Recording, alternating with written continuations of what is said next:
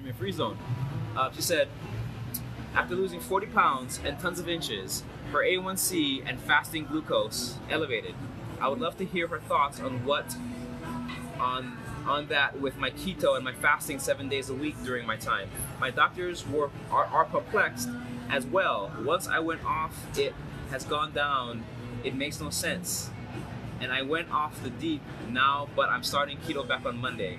I just don't want my numbers to go back up.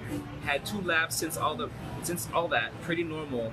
So now I'm confused. So I guess basically she had amazing results, 40 pounds, inches lost, totally transformed, and then now her A1C is elevated and her fasting glucose has been elevated. So I guess she's wondering what's going on. Right. So what's her name? Jennifer. Okay, so Jennifer, a couple things I'd like you to type in while I'm talking is what were the numbers of that A1C? So let me start by saying hemoglobin A1C is a test that when I fast forward and answer it for patients, I tell them this is the 3-month average of your blood sugars. So if I was to put a little cannula in your artery and check your sugar every 5 minutes for 3 months, this is what it would be. When you look at A1Cs on a more scientific level, if you could look at the red blood cells floating around your system, the longer they're exposed to high sugar, the stickier they get. So really we're looking at the stickiness of your red blood cells by checking the hemoglobin A1C. So when people say, hey doc, my hemoglobin A1C went up when I went on keto, the first thing I would look at is I want long data. I want a hemoglobin A1C that starts 2 years ago, we check it again a year ago, then we check it 6 months ago, then we check it 3 months ago, and now we check it now. And then I want you to follow up for the next 5 or 6 quarters. And so the reason I'm doing that is that you are using an approximator of sugar. Hemoglobin A1C is how sticky are your red blood cells in the setting of the last 100 days. So most people's red blood cells last between 90 and 100 days. And as you age, some people, it doesn't last quite as long. There are some genetic flukes where their red blood cells last a little less than that, where sometimes it's 80 days. And then there's some other people who their red blood cells last 120 days. So when we look at that lab, we're guessing what your average blood sugars have been. But especially when you're studying people that are advancing in their insulin resistance. So again, insulin is that hormone that says, hey, insulate the body, take the sugar from the bloodstream and put it inside the cells. If I can't find any space inside the cells, if all the cells are full, then we put it into storage called glycogen. If all the glycogen storages are full, then we turn that glycogen into fat, whether that's a fatty liver or increasing your fat in your fat cells. We can also put glycogen in your muscle cells. All 3 of those are signs that the sugar's been high and we're trying to put it in a place that is easy to have access to in the future when you fast, when you don't have access to sugar. Most people in our current day don't go that long without food, so they never really tap into those storages of those fast-acting sugars. So when I have a patient, and I have a couple in my keto group that this exact same thing happened to, they enter the group, they don't really have recent hemoglobin A1Cs. Usually I talk them into checking their blood sugars while they're at keto group, and it's higher than they expected, maybe 110. And then I have them do an A1C, and it's higher than what either of us expected.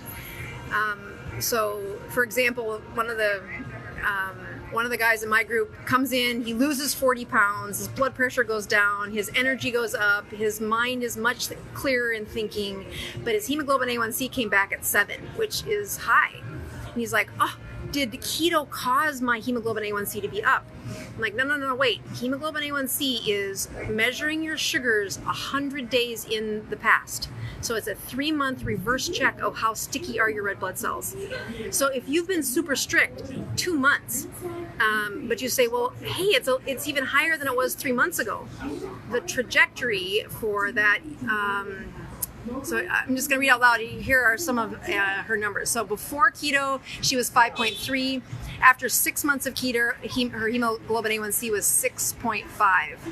And then what's the bottom one? Just repeating. Okay.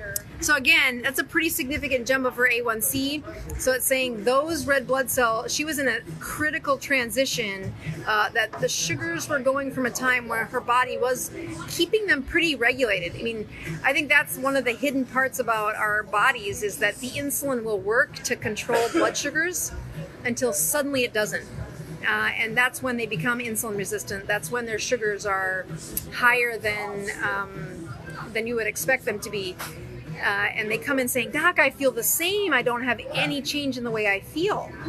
And you say, yeah, if I could put a catheter into your artery and check your sugar every minute, you would see that there are times where your sugar shoots up, stays higher than expected, before you either fast or find a way that it gets lower. What I would recommend, actually, if you were my patient, I would have you invest or get a prescription for a continuous glucose monitor.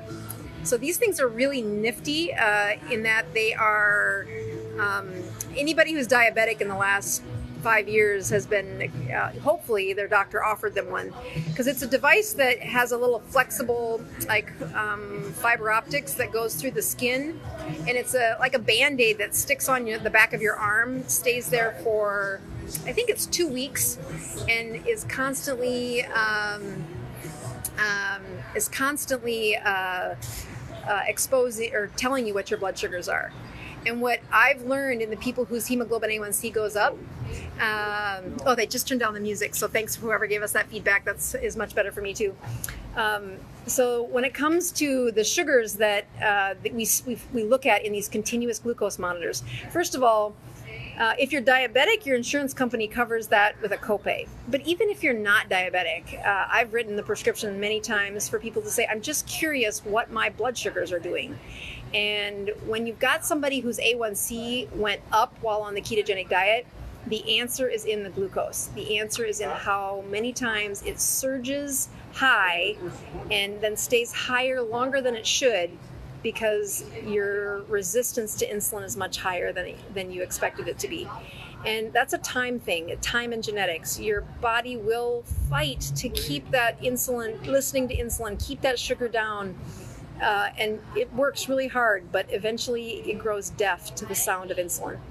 And that insulin resistance allows the sugars to go up. So during the time where she went from a hemoglobin A1C of 5.3, which is pretty good, to 6.5, which is right on the edge of my diabetics, I want them at least below 6. And I know the national guidelines say 7, but I would push them below 6. So that's a pretty good jump in her 3-month report card. But then her fasting blood sugars went from 109 to 128. And what I would look at, first of all, 1 point of data is really tough when it comes to fasting sugars. Those bounce around quite a bit based on how strict you were on carb consumption over the 3 or 4 days before checking.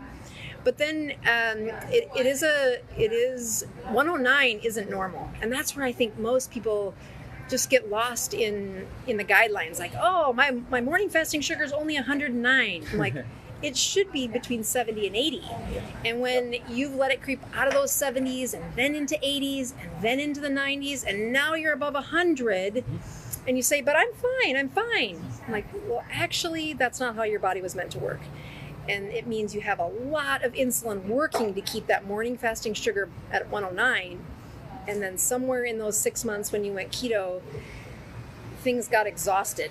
And it's reversible, but it takes time. It's like the hours and months spent with a lower level of insulin is the way you reverse that. And it's where I really become adamant teacher about using that I call it the Dr. Boz ratio, which means take your glucose and divide by your blood ketones, and this gives you the best estimate of what your insulin is.